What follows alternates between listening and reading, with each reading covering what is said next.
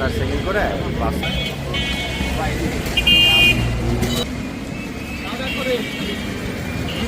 আসলে গাছ আমাদের অক্সিজেন দেয়, আমাদের জীবন ধারণ ক্ষমতায় গাছ একটা বিশেষ উপকারী জিনিস।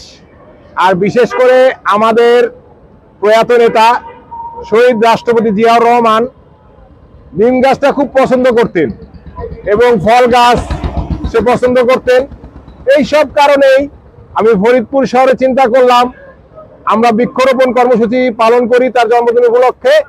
এই কারণে বেশ কিছু নিম গাছ, কিছু আম গাছ, কিছু লিচু গাছ, কিছু অন্যান্য ফল গাছ আমরা সংগ্রহ করেছি।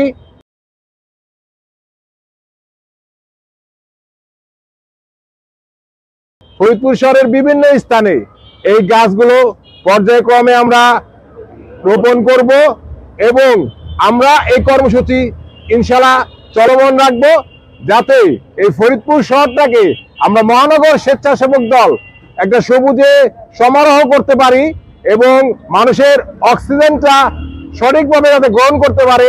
যে বায়ু দূষণ হচ্ছে, এই বায়ু দূষণ থেকে আমাদের ফরিদপুরকে রক্ষা করতে পারি, এই উদ্যোগ বা এই উপলক্ষে শহীদ রাষ্ট্রপতি জিয়াউর রহমানের 89তম জন্মবার্ষিকী উপলক্ষে গাছ রোপণ কর্মসূচি পালন করছি।